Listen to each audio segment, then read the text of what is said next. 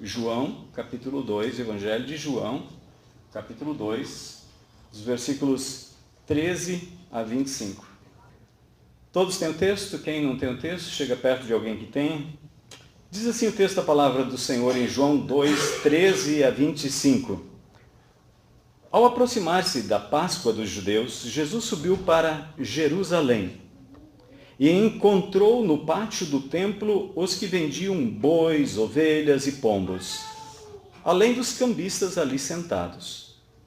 Fez então um chicote de cordas e expulsou todos do pátio do templo, bem como as ovelhas e os bois, e esparramou o dinheiro dos cambistas e revirou as suas mesas. Então disse aos que vendiam as pombas: tirai essas coisas daqui. Não façais da casa de meu pai um mercado. E seus discípulos lembraram-se de que está escrito: o zelo pela tua casa me consumirá. Salmo 69, verso 9. Então os judeus protestaram, perguntando-lhe: que sinal nos mostras como prova da autoridade para fazer isto? Jesus lhes respondeu: destruí esse santuário e eu o levantarei em 3 dias. Os judeus prosseguiram: esse santuário levou 46 anos para ser edificado e tu o levantarás em 3 dias? Mas o santuário ao qual ele se referia era o seu corpo. Quando ressuscitou dentre os mortos, seus discípulos se lembraram disso que ele dissera e creram nas Escrituras e na palavra que Jesus havia falado. E encontrando-se em Jerusalém para a festa da Páscoa, muitos que viram os sinais que ele fazia, creram no seu nome. Mas o próprio Jesus não se confiava a eles, porque conhecia todos. E não precisava que lhe dessem testemunho sobre o homem, pois ele bem sabia o que é o ser humano. Vamos orar? Querido Deus, nós te agradecemos por esta palavra e pedimos a tua direção ao meditarmos nela, que nós possamos ser edificados por ela, que nós possamos ser orientados por ela, que ela nos confronte onde na nossa vida precisa de alinhamento debaixo do teu querer, da tua vontade, que é boa, perfeita e agradável, que a nossa vida seja alinhada à tua vontade para que possamos desfrutar das bênçãos maravilhosas que o Senhor prometeu àqueles que são obedientes ao Senhor.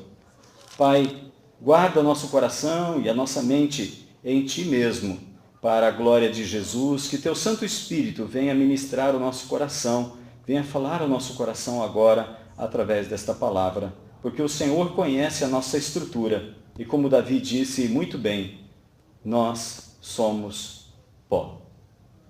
Guarda-nos em ti, Senhor, para que possamos ser mais do que pó, sermos membros do corpo de Cristo e herdeiros com ele, co-herdeiros com ele da vida eterna. Em nome de Jesus nós oramos. Amém. Amém. Muita gente confunde esse texto com o final de um período de Páscoa também, quando Jesus vai para Jerusalém, naquela semana antes dele ser preso, ser maltratado, ser julgado, condenado e crucificado, morto e sepultado. Esse ministério de Jesus, ele começou e teve início logo após o seu batismo. O Evangelho de João, ele não tem a preocupação tão com a questão cronológica que os outros evangelistas colocam. Mas quando ele coloca nesse capítulo 2, o milagre da transformação da água em vinho, ele coloca e classifica esse como sendo o primeiro milagre. E no capítulo 4 do Evangelho de João, porque eles já estão em Jerusalém, no capítulo 3 mostra que aquele professor da lei, chamado Nicodemos, veio conversar com Jesus. No capítulo 4, Jesus então se afasta, conversa com a mulher e produz um milagre. No capítulo 4, verso 43 até o 54, fala desse milagre da cura do filho de um oficial romano. E a Bíblia diz que esse foi o segundo milagre. Então o Evangelho de João, ele trata deste início da vida de Jesus, a vida pública de Jesus, com alguns detalhes que Mateus, Marcos e Lucas não trazem. A preocupação de João é mostrar quem Cristo é. No capítulo 1 mesmo, logo um pouquinho atrás, no versículo 17, no capítulo 1, verso 17, ele diz assim: porque a lei foi dada por meio de Moisés, a graça e a verdade vieram por meio de Jesus Cristo. Quem é Jesus e o que ele veio fazer aqui? Muita gente sabe da existência de Jesus. E eles até dizem, ele é o Salvador. Mas é Salvador do quê? Ele é o Salvador dele? Será que há necessidade de um compromisso com Jesus? Nós vemos nesse cenário que Jesus está com os seus discípulos e nós vemos aqueles cambistas e vendedores de animais ali no templo e vemos também os líderes religiosos que questionaram a autoridade de Jesus porque ele estava fazendo aquilo. Então o Evangelho de João ele sempre procura colocar esses dois grupos. Nesse mesmo capítulo 1, no versículo 11, ele fala assim que ele veio para os seus, mas os seus não o receberam. Mas no versículo 12 ele fala assim, mas a todos quantos o receberam, Deus lhes deu o poder de se tornarem filhos de Deus. Então existe uma espécie de separação. Aliás, Lucas, Jesus falando, Lucas relata a palavra de Jesus, e Jesus diz assim, eu não vim para trazer paz, eu vim para trazer espada e divisão. Quando os profetas falavam da vinda do Messias, eles não falavam de dias gloriosos, mas falavam de julgamento. Hoje, quando nós cremos no Senhor Jesus, nós somos salvos. Mas quando nós rejeitamos Jesus, João capítulo 3, verso 36, nos diz que nós permanecemos debaixo da ira de Deus. E não há salvação. Há necessidade de crer no Senhor Jesus, como João 3,16 fala, para que todo aquele que nele crê não pereça. E perecer é morrer eternamente. Mas talvez hoje, no mundo que nos cerca, as pessoas digam assim, mas isso é história antiga, isso não cola mais.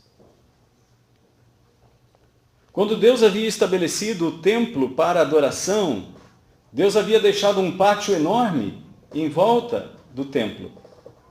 E aquele pátio era conhecido como pátio dos gentios.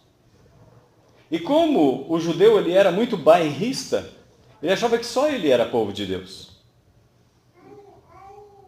Aliás, em Atos capítulo 10, se não fosse o Espírito Santo mostrar 3 vezes e dizer para Pedro ir para a casa de Cornélio, ele não tinha ido. E quando ele chega lá, ele já chega se desculpando. Vocês sabem que é contra a nossa lei a gente entrar na casa de um incircunciso. E aquele lugar, que era o pátio dos gentios, estava sendo usado como comércio.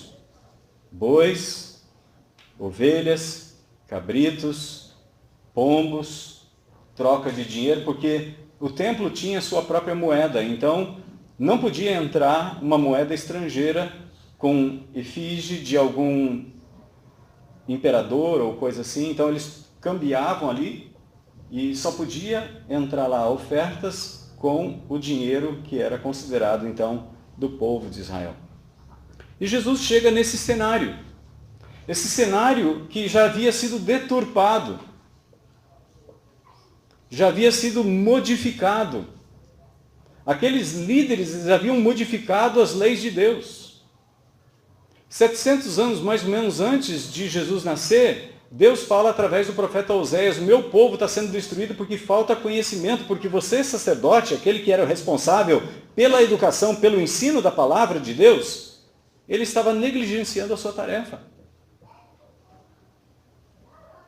Então Jesus chega num ambiente totalmente deturpado. Mateus capítulo 15, por exemplo, Jesus diz, vocês mudaram jeitosamente a lei de Deus para colocar a tradição de vocês.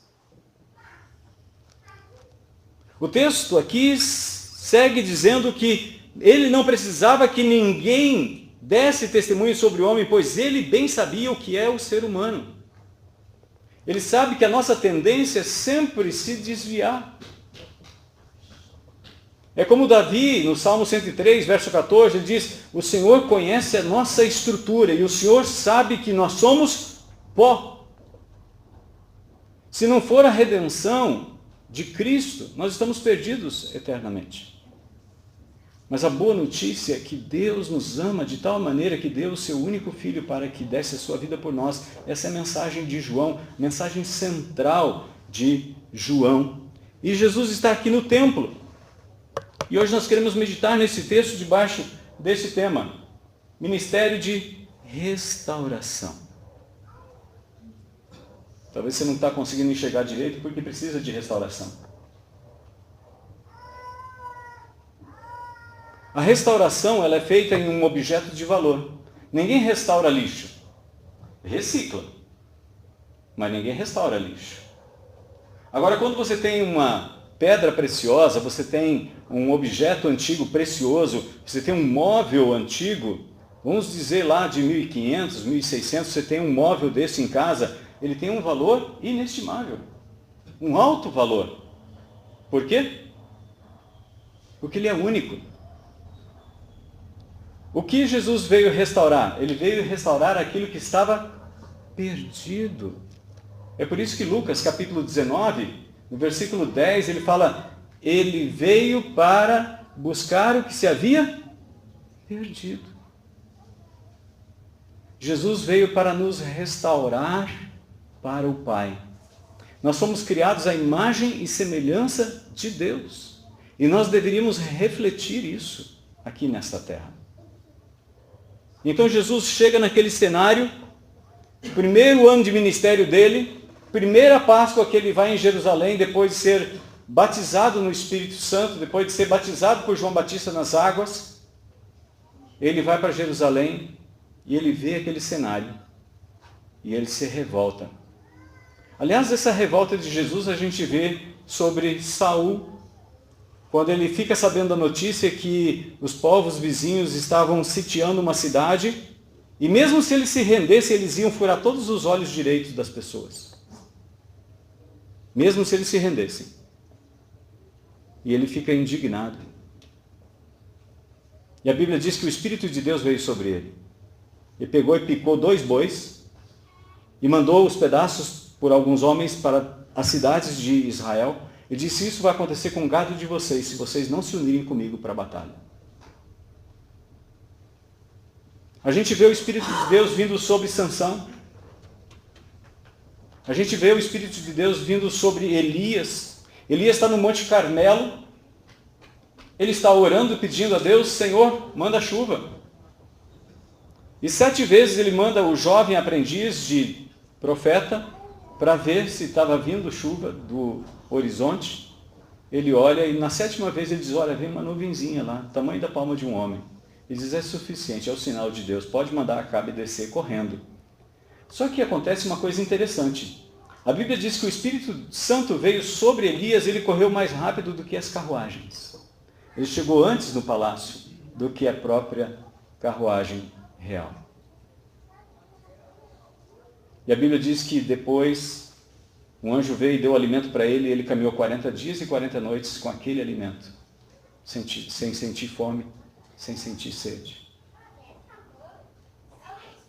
O Espírito de Deus veio sobre Jesus e deixou ele indignado a ponto de fazer um chicote com cordas e expulsar aqueles animais e os cambistas daquele lugar que é reservado para mim e para você, para os gentios. Sabe por que ele fez isso? Porque ele viu que hoje você estaria aqui. Ele não entregou a sua vida inutilmente naquela cruz. Ele sabia que pessoas iriam crer nele. De todos os povos, tribos, línguas e nações. Iriam se render a ele. Iriam ser restaurados a ele.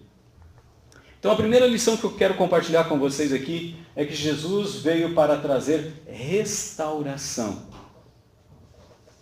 Ele não veio criar uma nova religião. Se ele tivesse vindo criar uma religião, ele teria vindo inutilmente, porque existiam milhares de religiões. Jesus veio estabelecer um reino nessa terra. Quando nós cremos em Jesus, nós passamos a fazer parte de um reino, que tem um rei, e que tem embaixadores. E logo vocês vão saber quem são os embaixadores.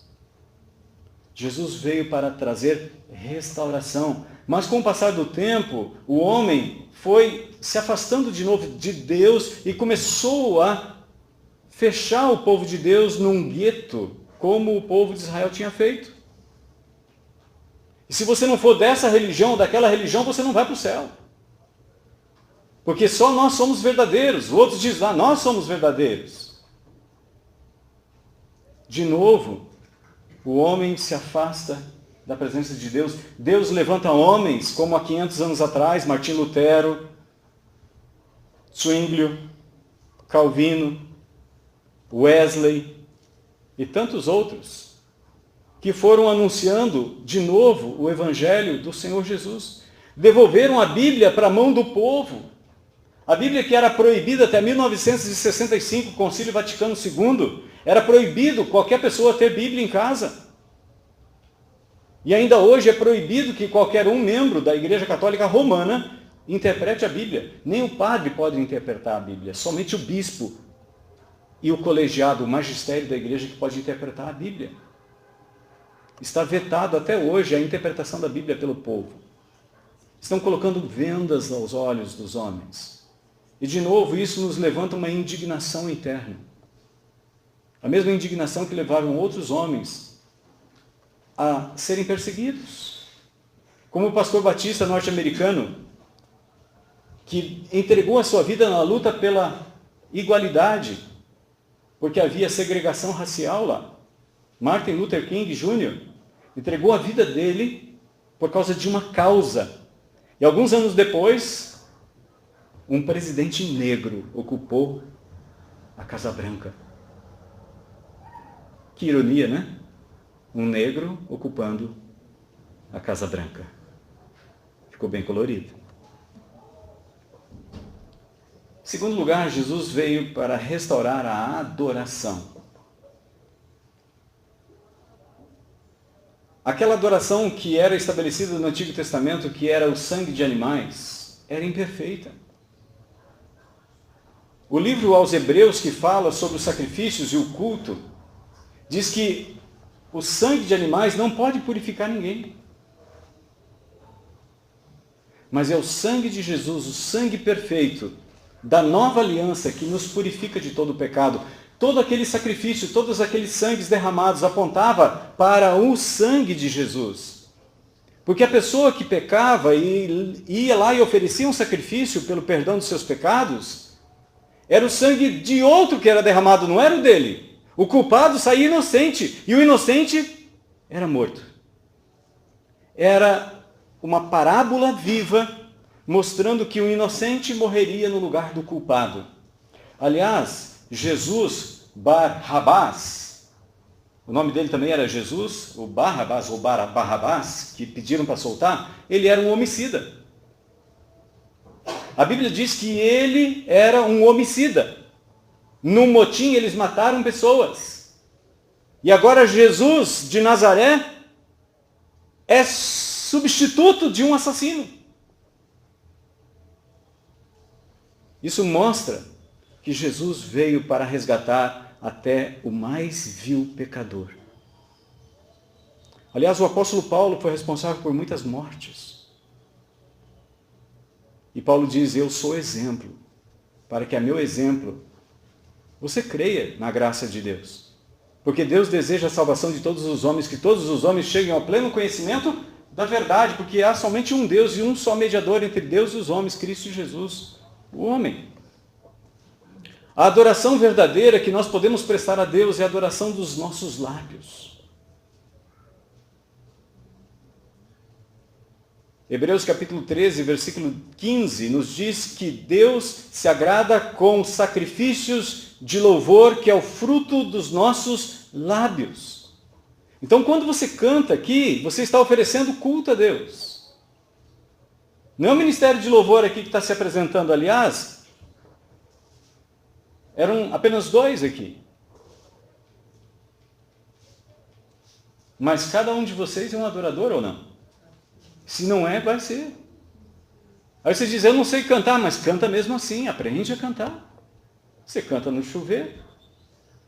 Eu sei que você já cantarolou muitas músicas que são até chulas, não a chula da dança, né, mas a outra chula, sem valor nenhum. Expresse adoração a Deus. Deus quer ouvir a sua voz. A oração não serve para colocar Deus na linha. A oração serve para você se colocar debaixo da vontade de Deus. Quando você ora, você se coloca alinhado à vontade de Deus. Quando Jesus orou, ele orou: Pai, todas as coisas são possíveis para ti, mas se possível, passa de mim esse cálice. Contudo, seja como tu queres, não como eu quero. Que a tua vontade seja feita e não a minha. Não é isso que ele ensinou a gente a falar no Pai Nosso? Seja feita a tua vontade assim na terra como no céu. A terceira coisa, ele veio para purificar o templo. O templo, ele estava contaminado. Ele estava sendo usado de maneira errada. Que templo é esse? Que templo é esse que Jesus veio restaurar? Aquele templo de Jerusalém? Aquele templo que eles criticaram Jesus, que havia sido gasto 46 anos para a restauração? Herodes tinha acabado de restaurar aquele templo com pedras muito bonitas. Tanto que os discípulos 3 dizem assim para Jesus: Mestre, que pedras, que construções, que lindo está ficando o templo. E Jesus diz: olha, você está vendo essas pedras? Não vai ficar pedra em cima de pedra que não vai ser derrubada.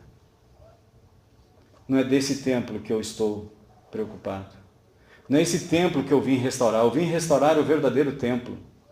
E quando Jesus morre alguns anos depois, 3 anos depois, o véu se rasga de alto a baixo, simbolizando agora que nós podemos entrar pelo novo e vivo caminho, aberto pelo seu véu, pelo seu sangue, pelo seu corpo, pela sua carne, quando ele morreu naquela cruz. Agora eu posso entrar na presença de Deus, no Santo dos Santos, que só o sumo sacerdote podia entrar. Olha que privilégio Deus está dando para você. E é isso que Jesus veio restaurar, não foram aquelas pedras. Eu sei que hoje existe muita preocupação, existem muitas pessoas investindo dinheiro para poder restaurar o templo de Israel, o templo de Salomão, reconstruir ele, não esse de São Paulo, o verdadeiro, lá no lugar verdadeiro. Mas sabe onde Deus decidiu morar? Um outro templo. Um templo que ele construiu. Quando Moisés subiu o monte Sinai, Deus mostrou para ele todas as coisas. Ele diz: veja, faça igualzinho você viu no céu. E o que é que Moisés viu no céu? A habitação de Deus. Aquelas pedras foram lavradas por homens, foram edificadas por homens, mas você foi construído por Deus. Quando ele criou os animais, ele disse: haja, e houveram. As aves também, os peixes da mesma forma. Mas quando Deus fez o homem e a mulher, ele colocou a mão na massa. E ele decidiu morar com você. E em você. Então você pode entrar no Santo dos Santos todo dia, toda hora. A qualquer hora que você quiser, porque você é filho. Você não é afilhado. Você é filho. Você é filha. Em Cristo você se torna filho, filha e herdeira de tudo que Deus deu para seu filho. Em Cristo nós somos co-herdeiros. E Jesus não tem ciúme de repartir o céu com você. Ele tem a alegria, o prazer de repartir com você a vida eterna. Porque Ele criou você para isso. Ele criou você para ser uma adoradora, um adorador. 4º lugar, ele veio para restaurar sua autoridade. Quando chega no verso 18, eles perguntam: que sinal mostras como prova da autoridade para fazer isso? Quem é que te deu essa autoridade de fazer isso? Depois, 3 anos depois, eles perguntam de novo para ele, e ele fala assim: eu também vou fazer uma pergunta para vocês, se vocês me responderem, eu respondo. Eles perguntaram: com que autoridade você faz isso? Ele disse: se vocês me responderem, eu também vou responder vocês. O batismo de João era de Deus ou era dos homens? A gente não sabe. Também não vou responder. Jesus não ficou gastando latim à toa. aliás, hebraico. Perdão. Ele não ficou gastando conversa fiada. Ele não respondeu. A autoridade de Deus foi estabelecida na igreja, no povo de Deus, por Jesus Cristo. Quando ele ressuscita dos mortos, o que acontece? Ele diz em Mateus 28, 18, que vocês sabem de cor: toda autoridade me foi dada no céu e na terra. Se nós não estivermos debaixo da autoridade de Jesus, o resto pode jogar fora. Não adianta nada. Tem muita gente indo fazer discípulos, mas não debaixo da autoridade. Nós não vamos ver vingar discípulo nenhum que não é feito debaixo da autoridade de Jesus. É necessário submissão. É necessário submissão à autoridade de Jesus em tudo. E é interessante que Jesus alerta sobre isso, e não só Jesus, Pedro também, ele fala sobre os falsos profetas. Os falsos profetas, em 2 Pedro, no capítulo 2, ele fala todo o 2 Pedro sobre os falsos profetas. Judas, todo o livro de Judas praticamente são 18 características dos falsos. Você tem muito ali. Jesus fala que os falsos profetas você vai conhecer pelos seus frutos. E qual é o fruto que se espera de um discípulo? Disciplina e obediência. Esse é o fruto que se espera de um discípulo. Judas traiu Jesus. Os outros discípulos foram obedientes e foram para os povos para anunciar o Evangelho. Quinto lugar, Jesus veio para restaurar o templo. Mas que templo é esse? É a nossa, primeiro para purificar o templo, depois para restaurar o templo. O terceiro princípio era para purificar o templo. E ele purificou isso com o quê? Com seu próprio sangue. O sangue de animais não pode purificar, mas seu sangue sim. Mas restaurar o templo é devolver ao templo a sua função original. Quando Adão e Eva desobedeceram a Deus, eles morreram no mesmo dia. Eles eram adoradores. O que Jesus veio restaurar é aquilo que havia se perdido. O primeiro Adão foi desobediente. O segundo Adão foi obediente. E obediente até a morte. E morte de cruz. Em Cristo nós somos feitos uma nova criação. Nós somos recriados.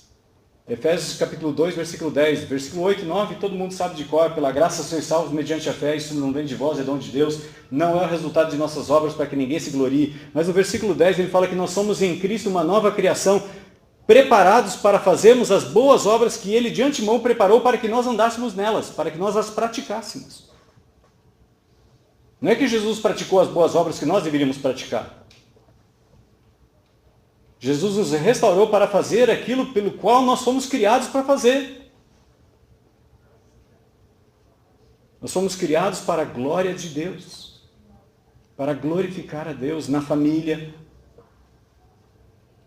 no trabalho,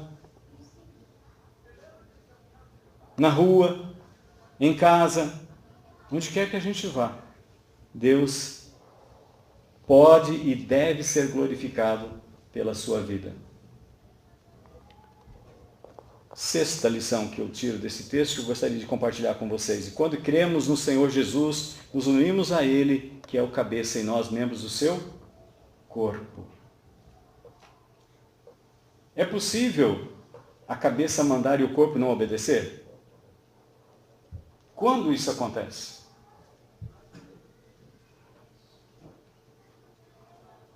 Já viram pessoas que ficam paraplégicas ou tetraplégicas?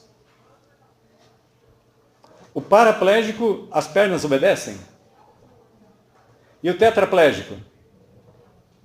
Os braços e as pernas obedecem? Tetra é 4.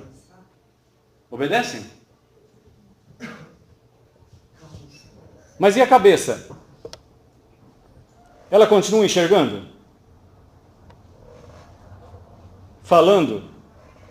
Ouvindo? Perfeito. Jesus não é afetado pelo problema da igreja. É a igreja que sofre quando não está submissa a Jesus. Quando não está alinhada a Cristo. Então nós não nos movemos, não agimos, não trabalhamos, não praticamos as obras que Ele preparou pela qual ou nas quais nós deveríamos andar. Somente quando nós estivermos alinhados, bem submissos, debaixo da direção do Senhor Jesus, é que nós vamos conseguir caminhar e praticar.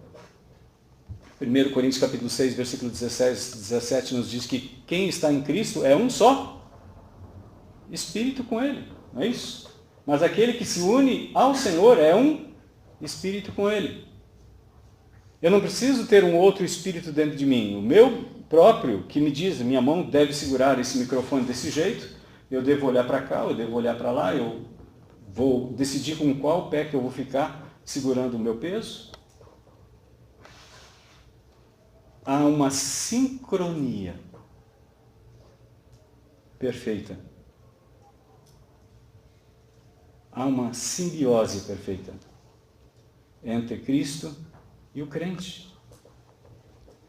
Em 2 Coríntios, no capítulo 3, versículo 6, nos fala que nós fomos agora constituídos ministros de um novo ministério.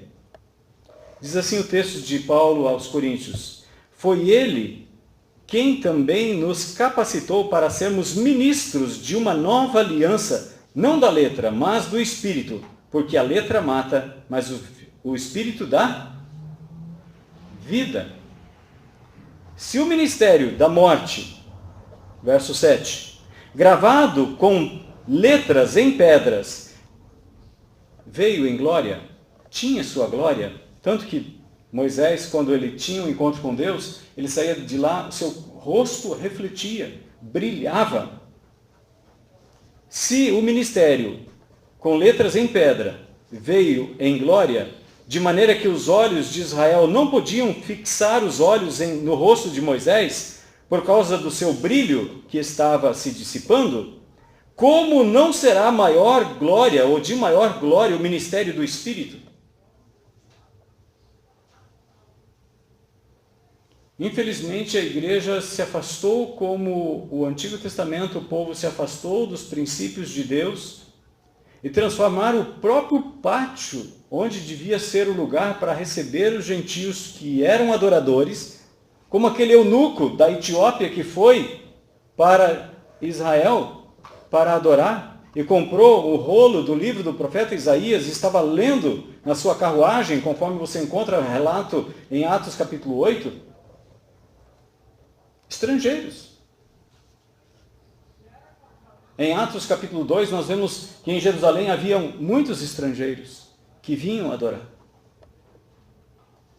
Com o passar do tempo, a igreja também se afastou dos princípios simples do Evangelho do Senhor Jesus. E começaram a elaborar intrincados processos humanos de administração. E relegaram o Espírito Santo ao primeiro século. Aliás, se você fala do Espírito Santo hoje, as pessoas têm quase que ojeriza, quase que rejeição. Estão rejeitando o ministério do Espírito. E é por isso que rejeitam mesmo. Porque quando a gente rejeita o Espírito Santo de Deus, Jesus fala que toda blasfêmia ao homem será perdoada, mas a blasfêmia contra o Espírito Santo não tem perdão nem nessa era e nem na outra. Em grego, aion. Nem neste aion, nesta era, e nem no próximo aion, na próxima era. Não vai ter perdão. O ministério do Espírito Santo, ele age através da igreja. Não sou eu e nem é você que leva alguém ao convencimento do pecado para que se arrependa. Nós não podemos ter nenhum tipo de orgulho dizendo assim, eu fui lá na casa de fulano de tal, ele se converteu com o meu ministério, com as minhas palavras. Isso é orgulho. É o orgulho com que Satanás foi derrubado do seu lugar. E é o que Paulo fala em 1 Timóteo capítulo 3, versículo 6. Cuidado para não colocar um novo no ministério, recém-convertido, para que ele não incorra na mesma condenação do diabo e se ensoberbeça, que é a soberba, o orgulho. Às vezes a gente pensa que é muita coisa e não é nada. Paulo diz aos romanos, ninguém pensa de si mesmo mais do que convém. E às vezes a gente se acha grande coisa. Mas Davi nos faz lembrar de novo, Senhor, se lembra que nós somos pó. Tem misericórdia de nós. Lembre-se que nós somos apenas pó. E a sétima e última lição que eu tiro desse texto que eu gostaria de compartilhar com vocês. Jesus sabia que a tendência do homem é retroceder. A Bíblia chama esse processo de concupiscência. É uma palavra estranha para a nossa língua, mas é como inclinação. É como o meu braço que está aqui. A tendência dele cair quando eu pegar no sono é natural. A tendência nossa de nos afastar de Deus e de voltar aos rudimentos do mundo é natural. Jesus conhecia isso. E o texto nos diz que ele não se entregava a ninguém porque sabia muito bem o que é o ser humano. E ele bem sabia o que é o ser humano e ninguém precisava dizer para ele como é que é. Dar um testemunho para ele, o ser humano é desse jeito. Não, ele sabia quem era o ser humano. Ele é o Criador. Jesus sabia da nossa tendência. Por isso, o ministério precisa ser dirigido pelo Espírito Santo de Deus. Não pode ser dirigido por colégios, por seminários, por livros. Tem que ser dirigido pela palavra de Deus. O único livro de regra e prática da igreja tem que ser a Bíblia. A partir do momento que a Bíblia é interpretada com os óculos de algum intérprete, ela já perdeu a sua originalidade. Temos que voltar-se de novo e sempre para a Bíblia. Temos que voltar sempre de novo para o princípio da interpretação da Bíblia. A Bíblia se interpreta a ela mesma. Nós precisamos voltar a esse processo sempre. E é isso que Jesus falava o tempo todo. Vocês trocaram a lei de Deus e colocaram o jeitinho de vocês. Vocês tiraram o pátio que era dos gentios e transformaram ele num covil de ladrões. Volta para o princípio. Vamos restaurar. Vamos fazer de novo. Vamos restaurar tudo de novo. E é esse o ministério de Jesus. E sabe qual é o seu ministério? João capítulo 16, versículo 7, ele diz: mas eu vos digo a verdade, convém-vos que eu vá, porque se eu não for, o Consolador não virá para vós outros. Se, porém, eu for, eu vou-lo enviarei. Sabe quem é o Consolador? Espírito Santo. Atos 3, versículo 19 a 21 diz assim: arrependei-vos, pois, e convertei-vos para serem cancelados os vossos pecados, a fim de que da presença do Senhor venham tempos de refrigério e que envie Ele o Cristo, que já foi designado, Jesus, ao qual é necessário que o céu receba até o tempo da restauração de todas as coisas, de que Deus falou por boca dos seus santos profetas desde a antiguidade. Deus vai enviar Jesus para voltar, para nos buscar. Mas até lá, o ministério de restauração aqui, através da igreja, é feito pelo Espírito Santo de Deus, não é pelo homem. É Ele que convence o homem do pecado, da justiça e do juízo.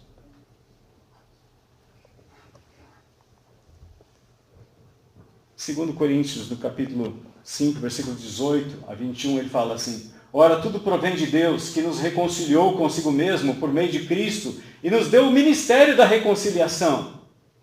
A saber, que Deus estava em Cristo reconciliando consigo o mundo, não imputando aos homens as suas transgressões, e nos confiou a palavra da reconciliação. O ministério de Jesus é o ministério de restauração. Eu não posso restaurar ninguém, porque para eu restaurar eu tenho que saber como é que era no início. E para saber como é que era no início, lá, antes da fundação do mundo, só Jesus sabe. É Ele que estava junto com o Pai e o Espírito Santo planejando o homem. E então, quando eles planejaram, eles disseram, vamos fazer o homem à nossa imagem, conforme a nossa semelhança. Para você fazer um ministério de restauração, você precisa ser Deus. E você não é. Desculpa te dizer com franqueza, mas você não é Deus. Nem eu. Só o Espírito Santo é Deus. Só Jesus e pelo poder do Espírito Santo é que nós podemos ter restauração. Mas você tem um ministério de reconciliação. O ministério de reconciliação é dizer para um filho que está longe de casa, volta para casa. Teu pai te ama. Se arrepende, muda de vida, volta para casa. Volta para a casa do Pai. E é isso que a gente tem que fazer no mundo inteiro que nos cerca. Às vezes a gente olha para a gente mesmo e a gente vê como aquele menino, 5 pães. E os discípulos, mas o que é isso para tanta gente? Aí Jesus dá uma ordem, sentem. Ele ora e manda eles distribuir. A gente logo imagina, conforme a gente assiste naqueles filmes, né? Começa a aparecer pão para tudo que é lado. Mas a impressão que dá é que Jesus repartiu os 5 pães e deu para os seus discípulos, e na medida que eles iam no lugar onde estavam 50 e 100 sentados, eles iam repartindo e não acabava. Iam repartindo e não acabava. Essa que é a impressão que o texto traz para a gente. Às vezes você diz assim, mas uma cidade desse tamanho aqui, como é que a gente pode alcançar uma cidade desse tamanho? A gente está limitando o poder de quem? Nosso ou de Deus? A gente está limitando o poder de Deus. Ele é poderoso para usar pessoas como eu e você. Aí a gente pensa assim, mas eu teria que ter uma habilidade especial. Deus usou o pão daquele menino. Ele pode usar a sua boca também. Pode usar a sua vida. A sua rodinha de chimarrão. Hoje eu andei 9 quilômetros de estrada de chão para ensinar o Evangelho para 7 pessoas. Você pode fazer o mesmo. Deus abre portas e oportunidades. Eu sei que Ele não é porteiro. Mas Ele disse que abre portas, que ninguém pode fechar. E Ele fecha que ninguém pode abrir. Se Ele não é a própria porta pela qual nós entramos, então não sei. É que tem muita zombaria, muita chacota a respeito da igreja, pelos próprios de dentro da igreja. Desmerece o próprio povo de Deus. E rejeita o Espírito Santo que foi dado para capacitar você para ser um reconciliador, um embaixador, uma embaixatriz. Ele diz, de sorte que somos embaixadores em nome de Cristo, como se Deus exortasse por nosso intermédio, em nome de Jesus Cristo, pois rogamos que vos reconcilieis com Deus. Aquele que não conheceu o pecado, Ele fez pecado por nós, para que nele fôssemos feitos justiça de Deus. Você quer falar sobre justiça? Fale sobre Jesus. Eu não sei você, mas se eu olhar para mim, não vou ver nada de bom. Mas se Deus olhou para mim, olhou para você, e deu o seu filho para que morresse por você, porque Ele acredita mais em você do que você mesmo. E às vezes a gente dá aquela de tadinho de mim. Não sei de nada. Comece a orar. Comece a confiar na direção de Deus. Faça que nem Paulo e Barnabé. Sai da cidade. Começa a ouvir. Em Atos capítulo 13 a gente vê que o Espírito Santo, eles estavam reunidos ali, o Espírito Santo disse, me separem Paulo e Barnabé para uma missão que eu separei eles, que eu preparei eles, que eu designei eles para fazer. E aí eles vão, e de repente eles chegam num lugar e eles querem ir para lá, e Paulo fala assim, o Espírito de Cristo nos proibiu, nos impediu. A gente queria ir para outro lugar, Satanás nos impediu. E de repente, de noite, eles têm um sonho.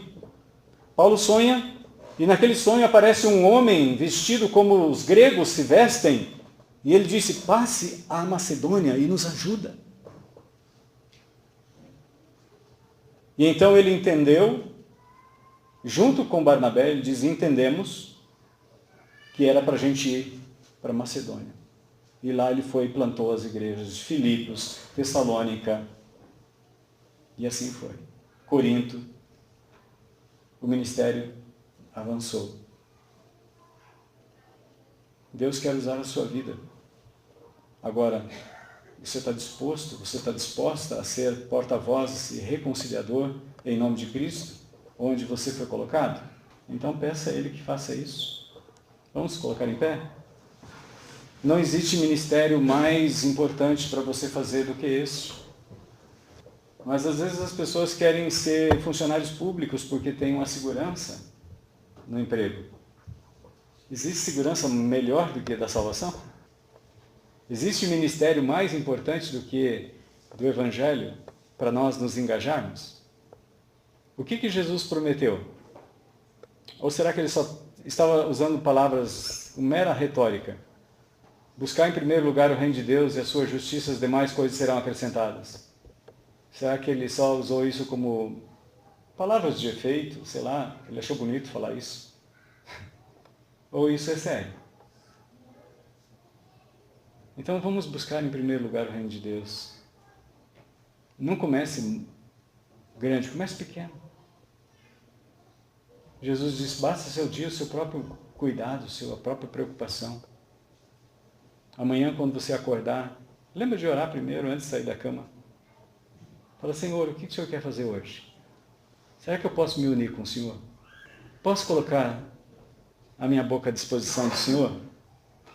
E fique atento, fique esperando. Fique esperando. E você vai ver como Deus vai abrir oportunidades para você falar do amor de Deus, do amor de Jesus, da obra da reconciliação. Como vai ter oportunidade de você orar e abençoar as pessoas. Em contrapartida, sabe o que acontece contigo? Deus cuida de você como cuida dos lírios do campo, como as aves do céu que não semeiam, não colhem, como os lírios tão belos que nem Salomão se vestiu como eles, que não tecem. Deus cuida de você. Amém? Vamos orar. Querido Deus, o Senhor, através de Jesus, vem estabelecer a restauração.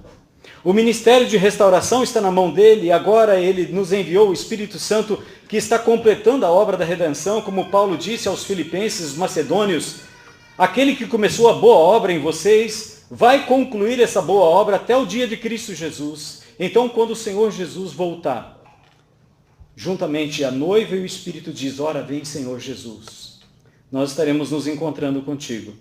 E não queremos estar sozinhos, Senhor. Queremos que, pela tua graça e misericórdia, junto conosco, tenha uma grande multidão de pessoas para tomar posse desta herança maravilhosa que Jesus veio trazer para nós como promessa do Senhor, Pai. Porque ninguém jamais viu o Senhor, mas é Jesus quem nos revelou quem o Senhor é. E Jesus nos revelou que o Senhor é um Deus amoroso, um Deus bondoso, um Deus que perdoa, rico em misericórdia. Ó Deus, que nós possamos dizer isso para as pessoas, que nós possamos ser testemunhas fiéis dessa misericórdia do Senhor, para que as pessoas creiam que Jesus é o substituto verdadeiro, perfeito, que o sangue dele é suficiente para perdoar os nossos pecados e nos reconciliar contigo. Ajuda-nos, Espírito Santo, coloca as tuas palavras em nossas bocas. Senhor, que nós sejamos como povo do Senhor, anunciando o Evangelho nessa cidade, nos arredores. Que nós sejamos como os discípulos que pegaram daquele pão que Jesus abençoou e levou o alimento para que eles comessem. Assim também, o pão da vida, que é Jesus, que nós possamos ser porta-vozes deste pão da vida, levando ele aos que nos cercam. Eu peço a tua bênção sobre cada um dos que estão aqui nessa noite. Quer aqueles que tenham vindo a primeira vez, quer aqueles que já vieram mais vezes, ou aqueles que são já membros desta igreja, que o Senhor revele a eles os seus planos. Que o Senhor coloque os teus planos no coração deles. Revela, Senhor. A promessa do profeta Joel é que nossos filhos e filhas sonhariam, teriam visões até sobre os velhos, até sobre os servos e sobre as servas. O Senhor derramaria seu Espírito Santo. Sem o Senhor, Espírito Santo, nós não podemos fazer nada. Nós não somos ninguém, nós somos pó, mas com o Senhor nós podemos proezas e faremos proezas para a glória de Jesus. Receba toda a glória, receba toda a honra. Nós queremos continuar nesse espírito de adoração, glorificando e exaltando o Senhor, que é o único digno de toda glória, honra e louvor. Amém. Amém.